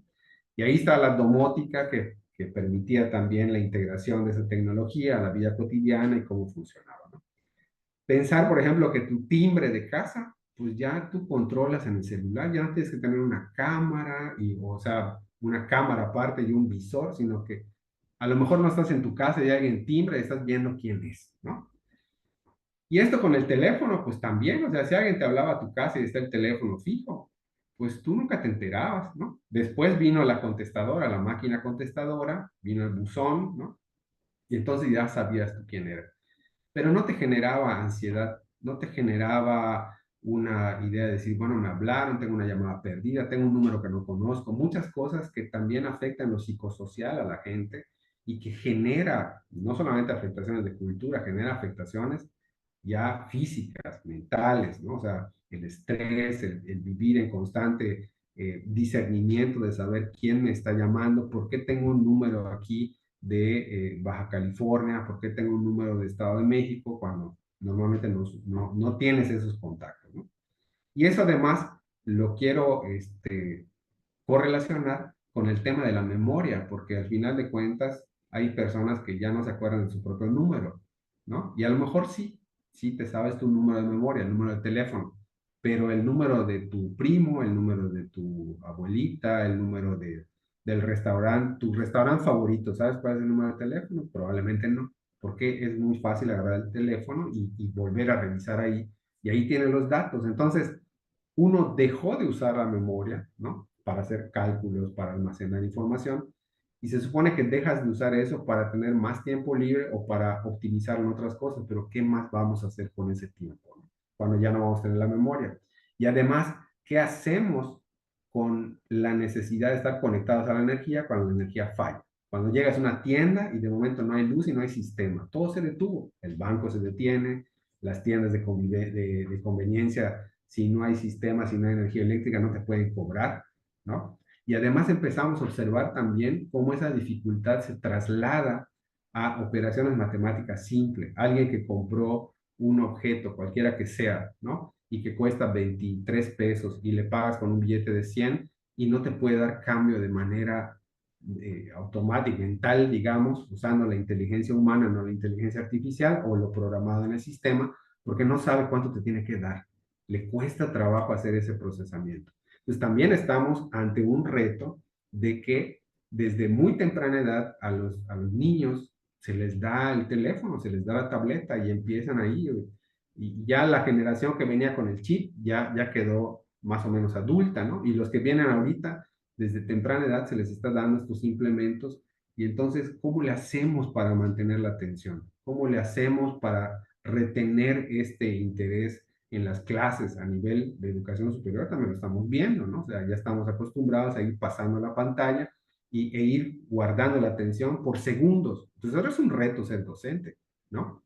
Y creo que eso es algo que también se tiene que discutir en cuanto a la inteligencia artificial, cómo vamos a ir integrando para imbricar esa atención de los estudiantes, ¿no? Bueno, y hay dos ejemplos, ¿no? El refrigerador que se volvió televisor y además tiene un audio increíble. O sea, yo quedé maravillado con ese refrigerador, con muchas ganas de adquirir uno de esos, pero es imposible por los costos que eso representa en este momento. Y que yo ya no sé si es refrigerador, es televisor o es estéreo, pero ahí está todo junto y además lo tienes en la cocina, ¿no? Y además te permite llevar el control de tu consumo, de tus insumos, y te permite hacer las compras en línea y sistematizar ciertas cuestiones, obviamente esperando que no falle y no se corte el suministro, no solo de la luz, sino también del internet, porque ya no es nada más que se conecta a la energía eléctrica, tiene que estar conectado al internet, ¿no? Y en la otra fotografía de la derecha vemos una tecnología encerrada entre rejas, como los animales de un zoológico, ¿no? Que en algún punto, en este caso, me parece que todas las instituciones que conforman la NUYES pasaron en algún punto por el PIFI, ¿no? Aquel programa institucional, el programa integral de fortalecimiento institucional que fue muy generoso para muchas instituciones y que proveyó de recursos para equipamiento tecnológico, ¿no? Entre muchas otras cosas, pero en equipamiento tecnológico hubo mucho avance, ¿no? Y lo que se hacía era tener o disponer en los salones de esta tecnología a través de clientes delgados, es decir, poner allá el CPU y el profesor podía llegar y conectarse o meter su USB y proyectar su material, ¿no? Pero esto que vemos aquí, pues es de los 2000, del 2000, 2001 para el 2010 a lo mejor, y ya empezaron a quitar las jaulas de diferentes salones. Pero esto sucedió en los 90 también. El Instituto Latinoamericano de Comunicación Educativa, en conjunto con la Secretaría de Educación Pública, pugnó por un programa, por un proyecto nacional de innovación y de acompañamiento a las escuelas secundarias. Y entonces se les dotó a las secundarias de un televisor y una videocasetera VHS, además de una colección, obviamente dirigida por ILCE, de 96 videos en donde se hablaban de todas las asignaturas y era maravilloso observar eso en las secundarias. Yo tuve la fortuna, como en muchas ocasiones, de participar en diferentes proyectos, pero en ese en particular Y lo que me tocó observar era que llegabas a las secundarias y estaba el televisor y el reproductor VHS encerrado en una jaula, cosa que me llama mucho la atención. Por seguridad lo ponían en jaulas con candado. Y los videos, la colección de videos prácticamente todavía en su papel celofán, ¿no? Y le preguntabas tú a los docentes, que eran docentes ya adultos, y decían, no, voy a dejarlo, el que yo ya me voy a jubilar, ¿no? El que venga, que lo use, que lo aproveche, que había un miedo a esa tecnología. ¿Y de dónde deriva ese miedo, no? Y también vamos a llegar a ese punto. Entrar en contacto con los diferentes dispositivos a partir de su funcionalidad, de su disponibilidad, de la ergonomía, que a lo mejor hoy es algo que ya casi ni se piensa en temas de ergonomía, porque sale y se lanza el producto y todos tienen que ver cómo se adaptan a la tecnología. Ya no es la tecnología, se adapta al ser humano, uno se adapta a la tecnología. Y la usabilidad, que también fue en su momento un concepto importante con el cual entender la tecnología. ¿De dónde provienen entonces los miedos de usar la tecnología o de entrarle a esta nueva dinámica? Hoy llamamos inteligencia artificial, pero hace 20 años fue multimedia y podemos así poner ejemplo para cualquier cosa. Pero déjenme decirles una cosa. Los adultos mayores, ¿no? Tuvieron que entrar en contacto con esa consola que estaba en la sala, que era un objeto de disfrute familiar, que permitía la convivencia familiar. Y cuando eran niños y querían poner un disco, tenían una restricción importante de no tocar los discos porque el disco se raya. No puedes poner el disco porque se quiebra la aguja, no porque se va a averiar el dispositivo. Esto siempre fue no, fue una restricción de un anhelo de niño, ¿no? Y no estoy hablando de un caso, o sea, haciendo entrevistas y platicando con los adultos mayores, entiende uno cómo funcionaba el asunto. Ese temor que se infundió por averiar el dispositivo también implica el día de hoy que los adultos mayores tengan una mayor resistencia al uso de la tecnología porque tienen miedo de que se vaya a averiar eso. Entonces prefieren mejor dejarlo, ¿no? Y ahorita les voy a contar una experiencia al respecto. Pero hoy quizás podríamos poner el teléfono inteligente como el elemento central que integra muchas cosas. Prácticamente le ha robado el espacio a muchos dispositivos. Ya no tenemos que cargar tantas cosas más que el teléfono, ¿no? Hace 30 años la gente cuando salía de su casa y le preguntaban qué te tienes que llevar de tu casa, que necesariamente no puedas salir de tu casa sin ello, era tus llaves, ¿no? Tu cartera y tu bolso.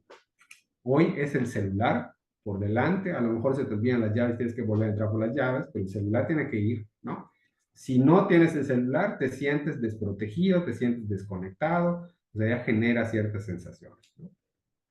Pero también es importante en temas de consumo, porque hay un costo recurrente para poder usar esa tecnología.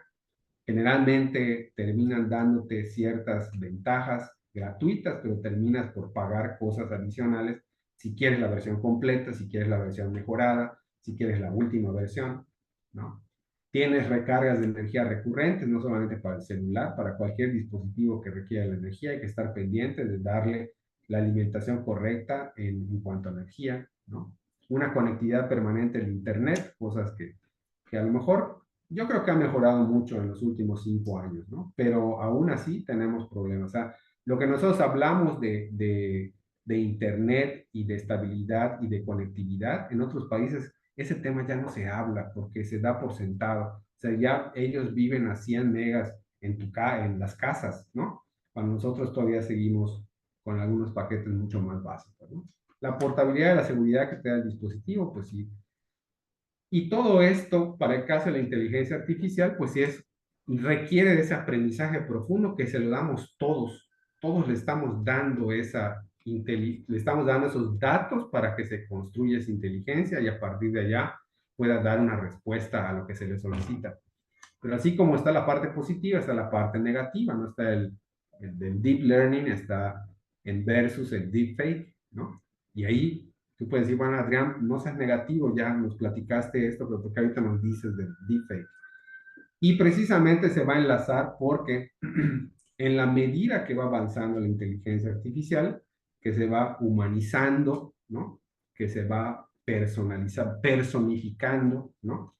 Pues vamos a ver cuestiones como alguna grabación de audio, alguna grabación en videoconferencia, en donde el que te está hablando es el tío que migró a Estados Unidos.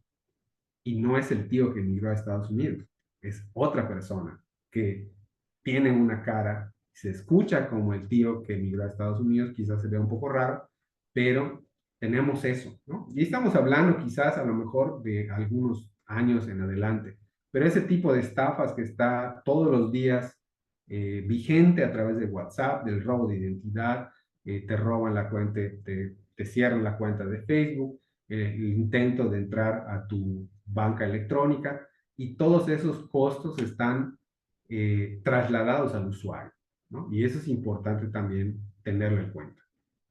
La UNESCO señala precisamente que la idea de tener estos asistentes de inteligencia artificial tienen un sesgo muy grande de género, y por eso se le da a estos asistentes nombre de mujer, ¿no? Entonces ahí hay una cuestión que también hay que considerar. La inteligencia artificial, por supuesto, está construida por personas, y cada persona tiene una proyección y una forma de entender las cosas, una cultura la cual vive, y a lo mejor deja de considerar. Es muy difícil entender o poder integrar estas perspectivas globales a un objeto de inteligencia, a un objeto que no tenga esos sesgos. Y todavía estamos ahí, tenemos que discutir varias cosas, ¿no? Obviamente, cuando decimos tenemos que discutir, las empresas no están discutiendo esto con nosotros. Las empresas tienen su propio camino y su propio desarrollo. Y de nosotros depende quizás hacer alguna sugerencia, quizás publicar algo, de tratar de acercarse y decir, oye, colaboremos con esto para que se reduzca esta situación, ¿no? Una de las cosas, y aquí voy concretando, ¿no? El tema de los adultos mayores. Hoy en México, estos 8 millones de adultos mayores que tienen una pensión del bienestar. Esto no es comercial, es una situación real, es un dato, ¿no? En donde los adultos mayores tienen que hacer esa interacción. No es de hoy, empezó hace años, pero hace años le hicieron un cambio a la forma de entregar el dinero en los cajeros electrónicos, y probablemente ustedes lo recordarán, o a lo mejor no, pasó por alto. Pero en un primer momento del uso de los cajeros electrónicos, primero te daban el dinero, luego te expedían el comprobante y de último te daban la tarjeta. Esto provocó que en múltiples puntos en donde se usaba el cajero electrónico, los adultos mayores olvidaran sus pertenencias. Es decir, sacaban de la cartera la tarjeta, meten la tarjeta y la sentaban sobre el cajero electrónico. Agarran su dinero, están en una dinámica de agenda diaria y se van. Y se quedaban allá las carteras, se quedaban los bolsos, se quedaban las compras, se quedaban muchas cosas, ¿no? Y eso fue algo que se observó durante varios años. Después cambiaron entonces a, ahora te dan la tarjeta primero, ¿no? Después te dan el dinero y después te dan el comprobante, si lo quieres. O sea, ahorita tú puedes decidir si quieres el comprobante, si te lo mandan a tu correo o como fuera, ¿no? Y luego vienen las variantes, te dan la tarjeta, el dinero, y luego te piden la donación, o te quieren vender la contratación de un seguro, o la contratación de servicios adicionales. Y lo más interesante, voy a decir, lo más padre de observar estas cosas en términos de tecnología, pero lo más interesante es que en esa pantallita, en esa interfaz, con el tiempo, la ubicación de los botones va cambiando. De tal manera que cuando tú pensabas que le decías, no quiero donar, ahora dice sí y donas. O peor aún, en vez de que diga, ya no es donar, sino que quiere contratar el seguro, dice sí o no y te lo invierten. Entonces, cuando dices que no y ya le dijiste que sí, en ese momento te imprime ahora sí la tira del contrato y no sé qué, no sé cuánto, y ya te cargaron a la cuenta el dinero de ese seguro. Después hay que hacer todo un trámite que nadie quiere hacer eso, porque pues es bastante complicado, engorroso de tiempo y de energía para poder cancelar algo que probablemente no querías, ¿no? Entonces aquí voy aterrizando con la cuestión de los adultos mayores, la oportunidad de dar un curso de cómo usar la tecnología en la vida cotidiana en el marco de la Universidad de los Mayores de la Universidad Autónoma de Yucatán. Pues tuve un grupo de estudiantes excelente, porque ya todos jubilados, con una experiencia de vida magnífica. Como antropólogo me enriquecen muchísimo. O sea, uno termina aprendiendo mucho más de lo que uno va a enseñar. Pero tomando en consideración esos temores de la infancia, ¿no? Hacer las cosas, tocar las cosas, ver que no va a suceder nada, nada se va a averiar y poner en juego la práctica, ¿no? En este caso tenían que conectar la computadora y proyectar, ¿no? Era un ejercicio, ¿no? Hay otros por allá, pero ese es un ejercicio. Mi estudiante más grande tuvo 84 años, ¿no? Eh, Hace 25 años impartí cursos de Excel, de CorelDRAW, de PowerPoint, de cosas en una academia y también tuve algún alumno como de 72 años en ese entonces que fue a aprender Excel, ¿no? Porque tenía un negocio. La parte práctica de la interacción es básica para poder asimilar un conocimiento. En ese sentido, la antropología también permite fungir como mediador tecnológico, es decir, tú puedes tener un conocimiento, ¿no? Esto pasaba, por ejemplo, en la empresa donde trabajé, en donde los programadores, teniendo un pensamiento lógico matemático, son muy estructurados. De momento, el dueño de la empresa quería hacer ciertas cosas y ciertas interacciones que sucedían en la pantalla y el programador decía, no, no es que no se puede, ¿no? Entonces, ¿cómo entre lo que se necesita o lo que se quiere hacer, entre lo que se puede hacer, hay un punto intermedio que conecta las partes, ¿no? Y ahí es donde yo creo que tuve una oportunidad de conocer este mundo, de poder conectar las partes entre la experiencia de la gente, la resistencia de la gente, el desconocimiento de la gente y cómo proporcionar esa información. Sí es importante también pues tener ciertas habilidades en cuanto a la interacción con los más grandes, ¿no? Y no quiero pensar con los más chicos porque los más chicos lo que probablemente sucedería es que nos van a apabullar con la tecnología, ¿no? O sea, vienen con un conocimiento muy profundo de las cosas en la práctica porque están formados de muy chiquititos. Entonces aquí el tema del conocimiento en cuanto a cómo presentar las cosas, el tipo de software, las aplicaciones, etcétera, ese es otro mundo. Hoy no quise entrar en esa parte porque creo que es más esta experiencia cultural, es esta experiencia del contacto que como antropólogo me permite o me invitaron a compartir con ustedes y no tanto la parte técnica, ¿no? Pero es increíble cómo ver la cooperación de los adultos mayores para poder integrar ese conocimiento. Hubo estudiantes que llevaron sus laptops totalmente nuevas y selladas, que tenían 2 o 3 años guardadas, sus tabletas, sus teléfonos celulares, y lo primero que me dijo, porque era un ejercicio también, traigan sus dispositivos, ¿no? Aquí es un poco meterse en problemas, si lo quieres ver así, o en un reto mayor. Porque cuando tú le dices, traigan sus dispositivos, tú no sabes qué van a llevar. Si van a llevar una cosa que funciona con Mac, con Android, con Windows, ¿no? Y qué software tiene. O sea, ya no podemos hablar de esos puntos en común que teníamos hace 15, 20 años. Pero que lleven sus dispositivos era importante porque era una forma de ayudarles a integrar esos dispositivos a su vida cotidiana. Entonces, esta clase no tuvo la funcionalidad básica de mostrar software, cómo funciona, qué es lo que se va a hacer. Esta clase tuvo la funcionalidad de que pudieran integrar sus dispositivos y asimilar y romper esos temores, ¿no? Entonces, el temor se rompe a partir del conocimiento, a partir de la interacción, no solamente entre ellos, sino también hombre-máquina, ¿no? De cómo los cables tienen una forma. Todos los que se dedican a tecnología saben que el mundo de los cables y los conectores es un mundo aparte. Podríamos tener una sesión solo de cables y conectores, ¿no?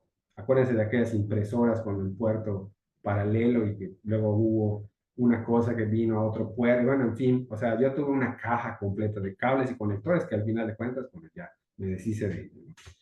Entonces, creo que esta forma de mostrar la tecnología más humana, ¿no? En vez de pensar en inteligencia artificial, mostrarles lo artificial de la inteligencia y cómo el ser humano puede tener una injerencia ahí, ¿no? Empezar a mostrar otro factor. Y pues la verdad fue una súper experiencia tener esto. Yo este curso lo di en 3 o 4 ocasiones continuas. Luego varios alumnos que estuvieron en la primera edición de este curso se quedaron en las otras ediciones, repetían el curso, ¿no? O sea, fue algo también interesante porque la perspectiva que se les presenta a la tecnología no es la perspectiva técnica, es una perspectiva más social. Y a lo mejor ahí también tenía ese pequeño punto a favor la clase, ¿no?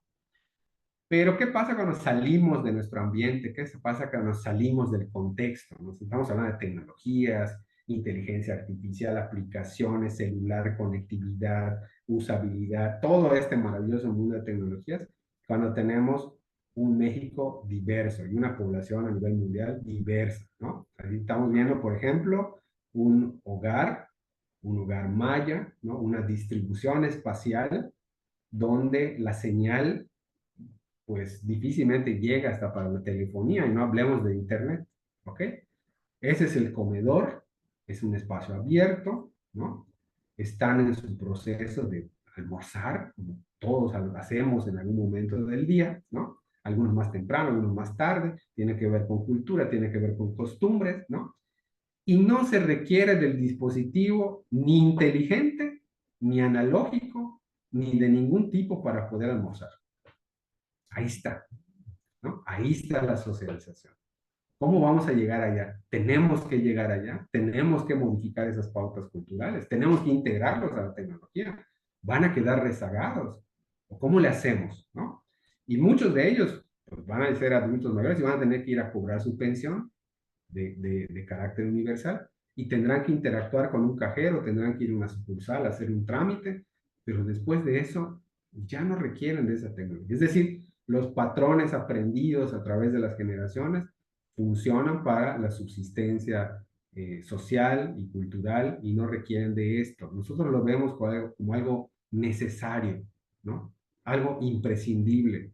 O sea, yo ya no me veo sin laptop y yo me llevo con la laptop y ya me veo viejo, independientemente de la apariencia, pero me veo viejo en el sentido de que estoy obsoleto. ¿Qué hago con una laptop? Además, tengo que usar un ratón, necesito el dispositivo.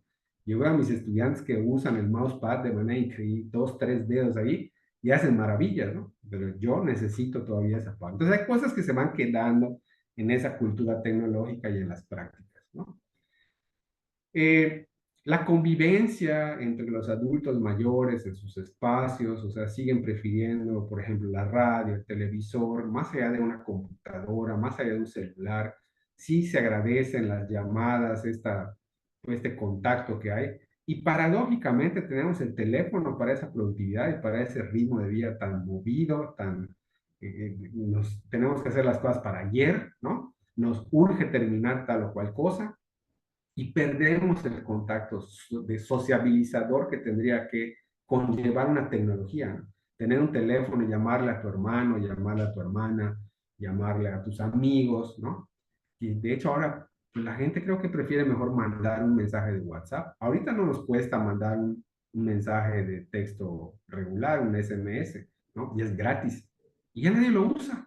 Cuando le mandas un mensaje a alguien por SMS, como que hasta lo ven raro, hasta como que desconfían, ¿no? Entonces, en ese camino, las pautas, las prácticas se van modificando y obviamente van cambiando por completo nuestra percepción. La tradición por ejemplo, el Día de Muertos y de cómo se hace la convivencia y de cómo se prepara la comida, esta comida de ánimas que todos conocemos en Yucatán como los pibes, los pollos, que son exquisitos, ¿no? Que esperamos noviembre para poder comer uno, y cómo se va reproduciendo esto y se va pasando de generación en generación esta práctica, estas actividades, y que obviamente eso a lo mejor en algún punto se digitalizará y estará ya. Ahí está, por ejemplo, este Internet Archives, que es súper recomendado ver esta mega biblioteca, ¿no?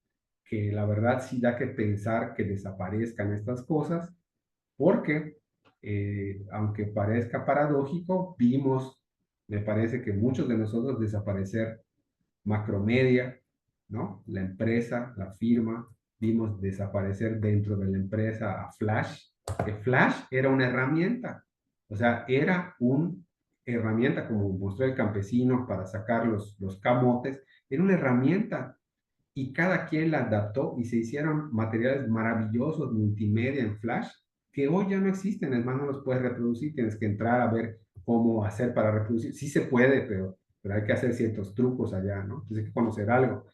Pero realmente perdimos, la humanidad perdió en este caso, en este desarrollo tecnológico, muchísimas cosas, ¿no? El Museo de Historia Natural tenía ahí unas animaciones de Flash preciosas sobre la evolución del hombre, y que obviamente la terminaron convirtiendo en video, afortunadamente, y ya no son animaciones, sino que ahora son videos para poder conocer. Pero además piensa en el trabajo que costó hacer esos materiales y los trabajos que hoy ya no existen, como por ejemplo, tú comprabas un software, eres propietario y venía con un manual que era un libro bastante grueso en donde venían las instrucciones. Eso ya no existe, ya no hay libros. De hecho, tú lo rentas, ¿no? Y ahora pues pagas una renta mensual y tienes acceso al software, cuando antes pagabas el software y eras propietario, lo tenías tangible. Ya pasamos de lo tangible a lo intangible.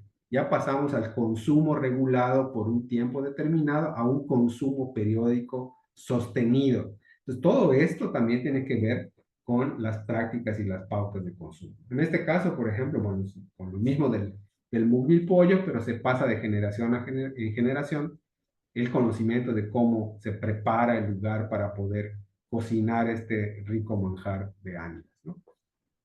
Y yo creo que en este caso, pues también tenemos que pensar cómo le hacemos para integrar a los más pequeños, porque probablemente en nuestro entorno inmediato, pues observamos a estos niños con las laptops, con el celular, con no sé qué, pero cuando sales de la ciudad empiezas a observar cómo se divierten los niños, no tienen necesidad del dispositivo, ¿no? Se divierten de otras formas. Estas imágenes a mí me encantan porque son de una comunidad que se llama Subincanca, ¿no?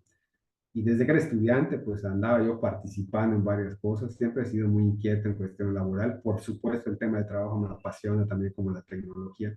Y veía a estos niños, había un tiradero de llantas en ese entonces, ¿no? Ahorita todavía, bueno, en varios puntos de la ciudad tenemos estos tiraderos de cosas, ¿no? Pero, pues los niños reutilizaban las llantas y estaban por la comunidad jugando las llantas, ¿no? Y hasta posaron para la foto, ¿no? Y en la imagen de arriba no se aprecia bien, pero si ustedes ven, hay un blog en donde las niñas colocaban sus cuadernos y se juntaban en las tardes para hacer las tareas, ¿no? Y cómo se apropian del espacio, ¿no? No es el escritorio, no es el armario, no es la computadora, es la sociabilidad. Entonces yo creo que en esta parte sí habrá que recuperar bastante de cómo la cultura juega a favor de la implementación de la tecnología y que obviamente no estamos nosotros únicamente en nuestro pequeño entorno, hay que abrir la mirada para integrar las diferentes generaciones, las diferentes necesidades, la desigualdad que existe es evidente, ¿no? Es un hecho que hay una desigualdad, pero también la ética, no solamente aplicada para la inteligencia artificial, sino pensar si realmente debemos de impulsar, debemos de generar esta tendencia hacia la incorporación de la tecnología cuando hay grupos que están perviviendo en pues con otra dinámica, ¿no? Es esa cultura, es su cultura, y entonces como se vuelve como que transgresor de querer mostrar la tecnología, porque además se generan necesidades que a su vez se vuelven un ciclo de consumo interminable, ¿no? Entonces ya tengo el dispositivo 10, ya salió el 11, hoy a las 2 de la tarde sale el 11, ¿no? Y yo ya quiero el 11. Y el último punto que quiero marcar es lo que sí me parece fundamental de proponer y diseminar en nuestros estudiantes a nivel superior es aprender a sacarle el máximo provecho a los dispositivos que tienen a su disposición. No necesitas la última versión, necesitas una versión funcional, ¿no? Que aprendan a evaluar cómo invertir en tecnología. Esa es otra cosa importante. No sucumbir a los objetos de deseo, que además probablemente están relacionados con estatus, ¿no? Pero que nosotros tenemos que buscar la funcionalidad, ¿no? Y yo creo que con esto cerraría mi intervención. Les agradezco mucho su atención y espero que haya sido de provecho para todos, todas. Ay, maestro Adrián, pues muchísimas gracias de verdad por compartir todas estas experiencias. Realmente pues esta creo que ha sido una clase, una clase para todos nosotros, una clase magistral. Voy a nada más a leer dos comentarios que teníamos aquí en el chat. Uno del doctor Edgar Santoyo que nos dice que Jaime Litvak King fue pionero en el uso de la computadora en antropología y hay que recordar que con una Mac 2 hizo la base de datos con el cual se evita el colapso de la ciudad en el temblor del 85. Esto nos comparte. La doctora Elsa nos dice muchas felicidades, excelente recorrido en la historia de la tecnología, que nos invita a reflexionar sobre el cambio en las personas.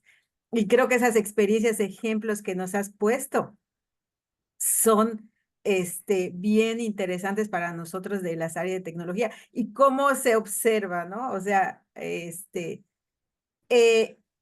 Claudio Flores, desde la Universidad Autónoma de Guerrero, nos dice que aún hoy día hay una resistencia hacia el uso de las TI en las aulas y más de la IA.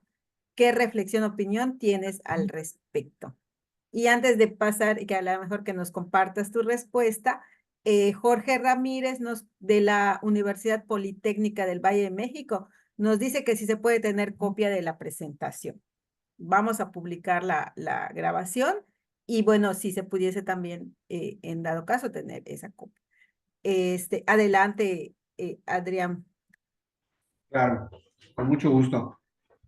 Sí, creo que es una opinión, obviamente tiene que ser personalísima porque no puedo incluir al conjunto del profesorado, pero me parece que la inteligencia artificial en educación superior, pues probablemente se vea en algunos ámbitos como una amenaza porque pues eh, ya vimos que hay elementos que juegan para tener más tiempo libre, ¿no? ¿Quién no quiere tiempo libre? La cosa es qué hacemos con el tiempo libre que nos queda después de hacer esa tarea.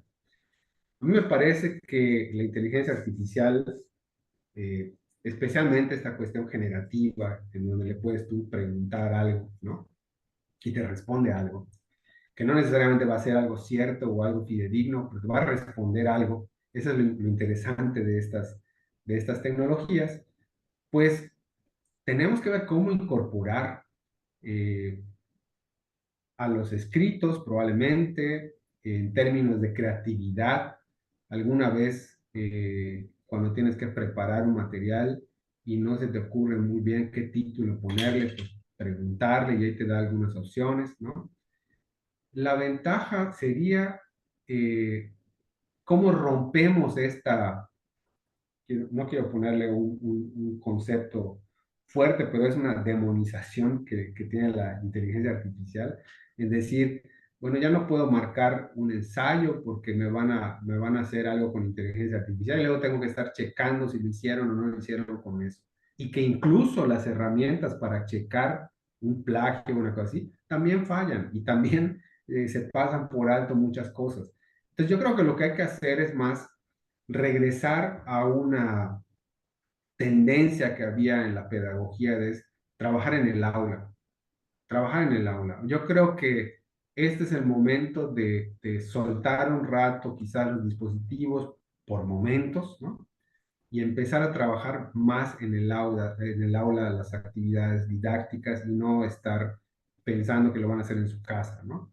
Y la incorporación de la tecnología sí la pueden hacer en su casa, pero para discutir y para contrastar en el aula. Entonces, eso incluso nos va a poner en una situación que ya se había planteado, me parece, a principios de los 90, en donde el profesor de cátedra se volvió un facilitador. Entonces, también tenemos que estar muy abiertos a una visión de nuevas aportaciones con las que vengan nuestros estudiantes y poder, pues, compartir ese conocimiento. O sea, no tenemos la certeza de todo el conocimiento, nadie tiene la certeza, incluso la inteligencia artificial tampoco la va a tener, ¿no? Yo creo que esta es una oportunidad para abrir la perspectiva y poder sumar también, porque los estudiantes pues ya vienen con otras necesidades, o sea, la necesidad de la atención, por ejemplo.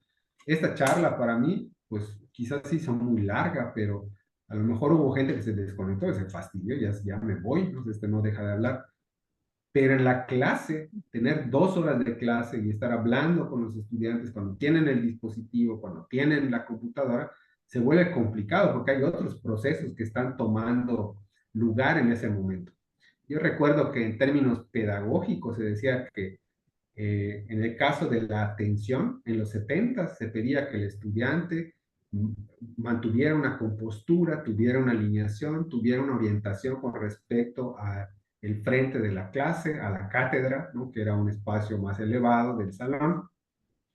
Decían, por ejemplo, que mascar chicle dentro del salón impedía el proceso de asimilación del conocimiento, ¿no? Mascar chicle, ¿no?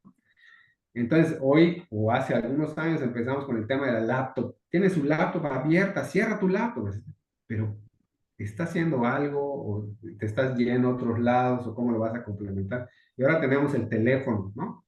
Entonces, yo creo que todas las fases tienen sus procesos de resistencia y que a nosotros nos toca en educación superior ver cómo incorporarlo, ¿no?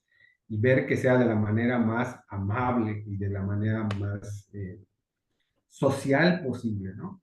Si definitivamente va a haber una resistencia, probablemente vamos a llevarnos algunos añitos en tratar de incorporar esto o de lograr la incorporación, en lo que se va desarrollando la tecnología y vemos en qué deriva, porque en todos lados está ahorita precisamente desarrollándose en diferentes ámbitos. Y me parece que una cosa fundamental que ha estado en los planes de desarrollo, en las políticas públicas, incluso a nivel de educación superior, es que tenemos que realmente ya concretar los estudios multidisciplinarios.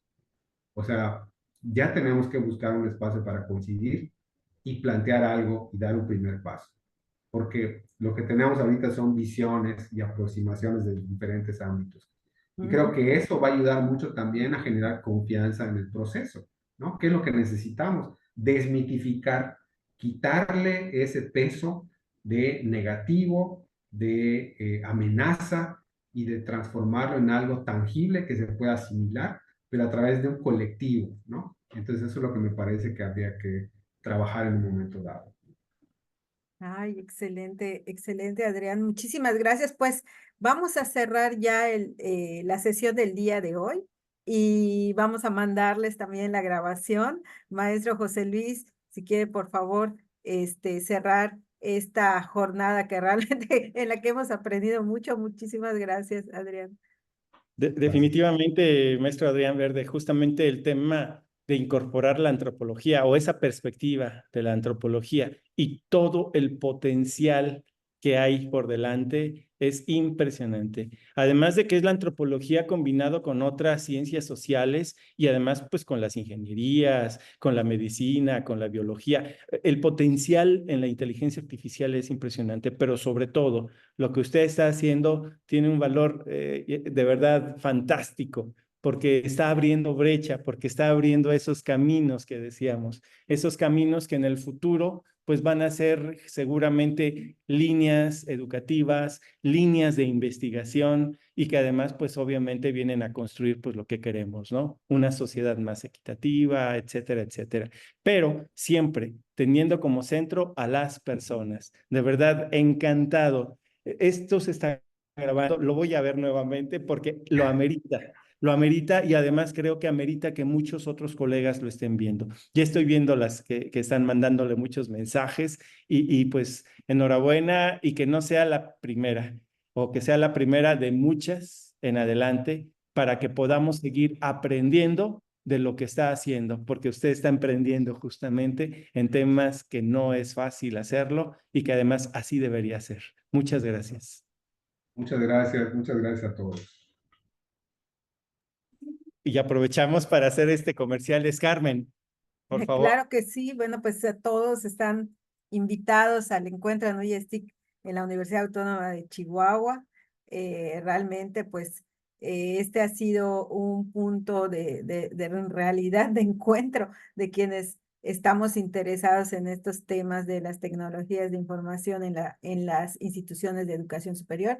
Y creo que el tema muy, muy pertinente de ese compromiso social con la educación superior usando estas tecnologías. Así que pues están cordialmente invitados.